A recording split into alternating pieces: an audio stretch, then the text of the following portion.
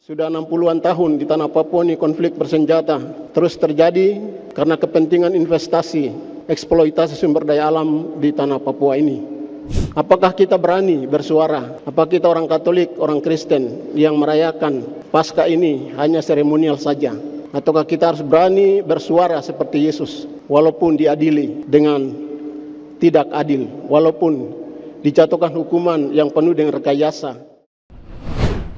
Memoria kenangan akan penderitaan Kristus yang terjadi 2000-an tahun lalu, tetapi terus masih aktual dalam kehidupan kita hari ini.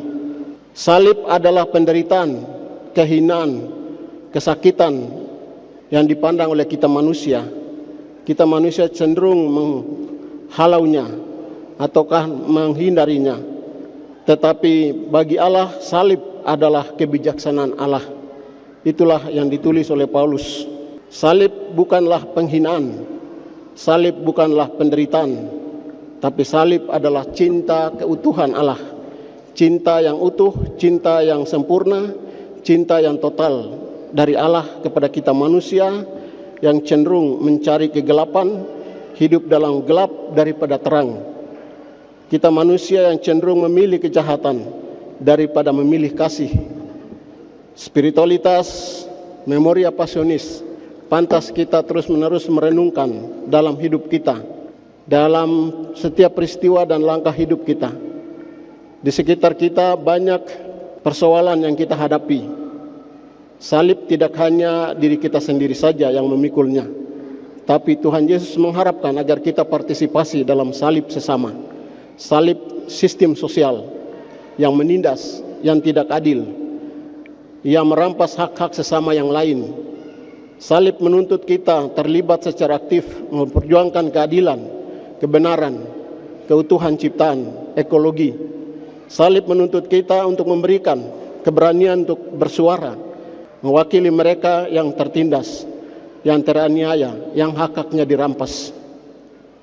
Seorang teolog Amerika Latin, teolog pembebas, seorang Yesuit, Ignacio Ellacuría menulis sebuah refleksi tentang situasi Amerika Latin. The crucified people, salib, rakyat yang tersalib atau masyarakat yang tersalib oleh sistem kapitalisme, sistem yang penuh dengan penindasan, ekonomi dunia global yang penuh dengan penipuan, sehingga orang kecil dirampas hak-haknya. Situasi kita sangat aktual, kita di Papua ini. Banyak krisis yang terjadi di sekitar kita. Krisis ketidakadilan, krisis kemanusiaan. Sudah 60-an tahun di tanah Papua ini konflik bersenjata terus terjadi karena kepentingan investasi, eksploitasi sumber daya alam di tanah Papua ini. Banyak pihak untuk kolaborasi terus melanggengkan kejahatan, sehingga masyarakat adat yang punya tanah adat menjadi korban.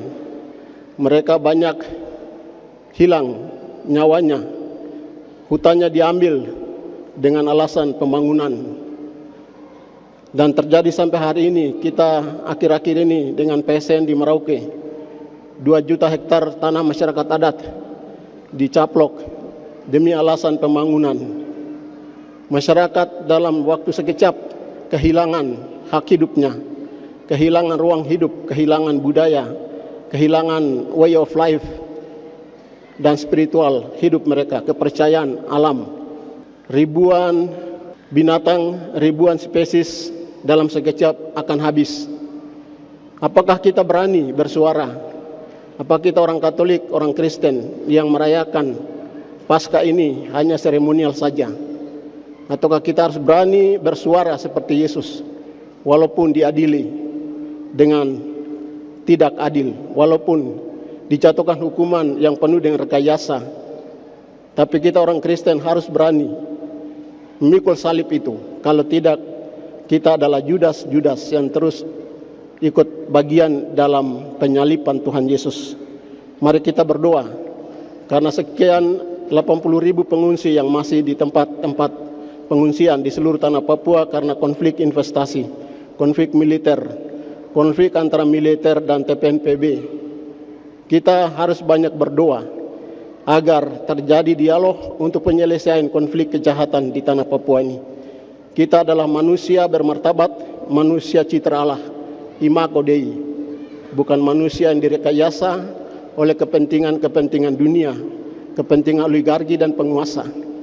Kita berdoa semoga pasca tahun ini sungguh-sungguh membawa harapan baru ke depan. Harapan bagi masyarakat kita yang ada di seluruh wilayah tanah Papua ini, agar mereka tidak dari hari ke hari dibunuh dan dirampas hak-hak hidup mereka sebagai martabat manusia. Amin.